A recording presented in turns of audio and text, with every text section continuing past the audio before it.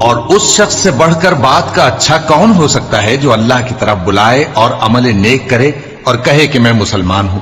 اور بھلائی اور برائی برابر نہیں ہو سکتی، تو سخت کلامی کا ایسے طریق سے جواب دو جو بہت اچھا ہو۔ ایسا کرنے سے تم دیکھو گے کہ جس میں اور تم میں دشمنی تھی وہ تمہارا گرم جوش دوست ہے، اور یہ بات انہی لوگوں کو حاصل ہوتی ہے جو برداشت کرنے والے ہیں، اور انہی کو نصیب ہوتی ہے جو بڑے صاحب نصیب ہیں۔ اور اگر تمہیں شیطان کی جانب سے کوئی وسوسہ پیدا ہو تو اللہ کی پناہ مانگ لیا کرو، بے شک وہ سنتا ہے، جانتا ہے۔